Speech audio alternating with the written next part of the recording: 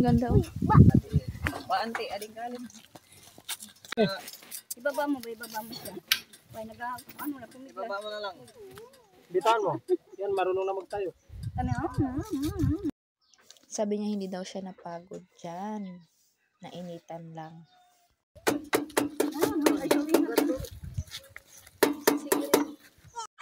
Tumirik nga yung isang gulong namin.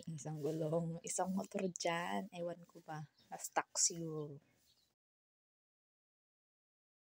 Layak na pala.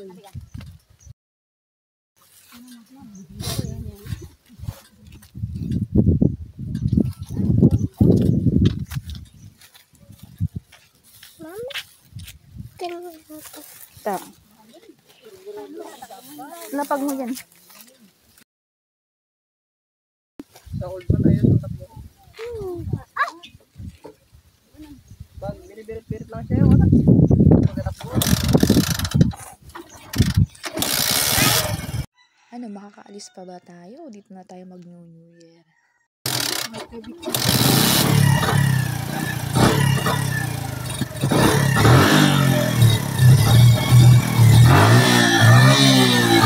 Na-stress na ata tong si Madam. Haha.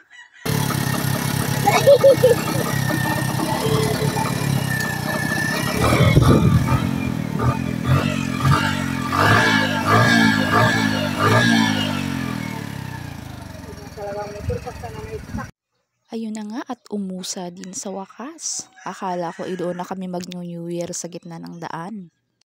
Sa haba nga ng taon na hindi kami nakabalik dito, malaki na talaga ang nagbago sa mga daan. Ngayon ay sobrang patag na, yung tipong akala mo nasa laot ka. Malubak man, sana ay napasaya namin si mama at si nanay dyan. Mukha namang nag-enjoy sila. Medyo patag na nga po dito ang daan.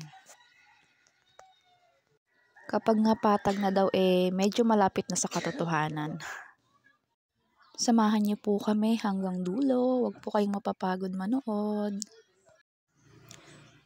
Totoo talaga na may mga choices tayo na dapat piliin. Ayan, choice naming mahirapan, kaya dito kami dumaan. Dito nga napagpasyahan namin na sa kabilang daan na kami dadaan pa uwi. Kailangan lang palang mahirapan para sumunod sa suggestion ng iba.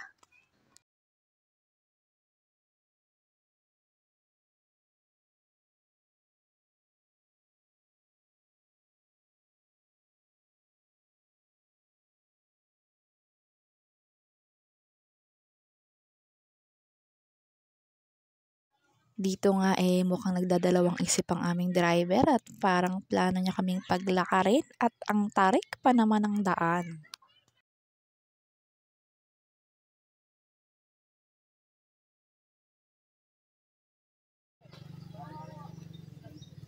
So ayun, challenge na challenge ang daan. Bato! Tingnan mo.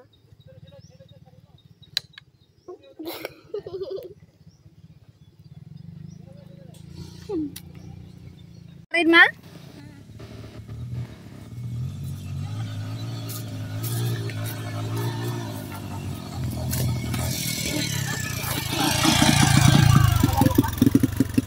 Sige, diretso muna si nanay.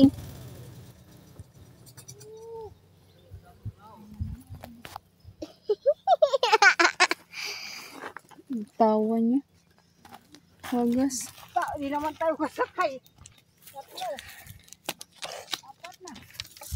Balikan ulit. Ako'y talagang kinakabahan sa kalikutan nitong aking anak.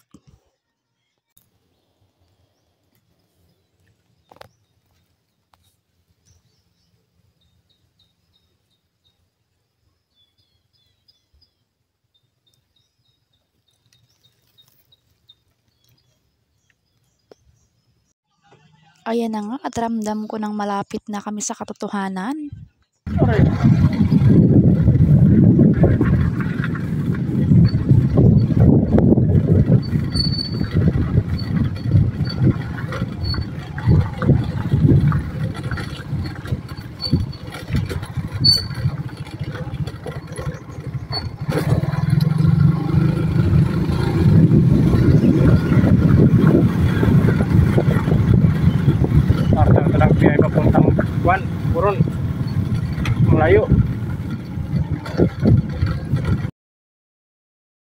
Bukan natawid ha.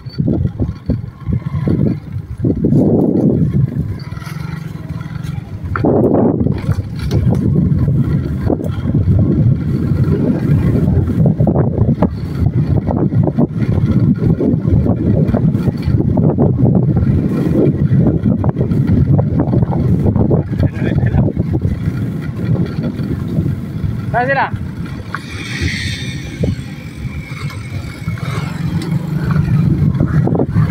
Diyan na siya. Para isa. Hinihingal na yan si mama. Di ba paligid natin sila doon?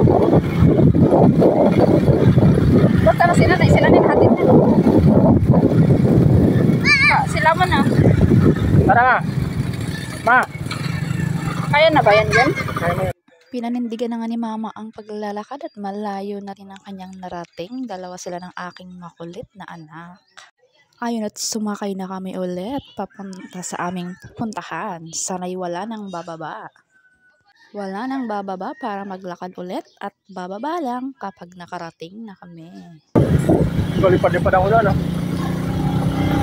Paglabigat si mama eh. Purong puti. Puwit ko. Yan. Di pa na sapak. Laki rin kasi ang puwit ko. Alamas pang mabundok. Narating tayo ng Diyos, pawis na pawis na. Kaya nga gusto ko maaga sana.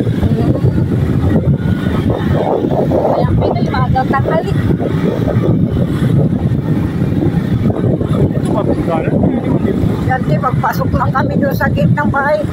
Doon dawan-dawanan. Sabi ko, kagatin pa sana tayo maso dito.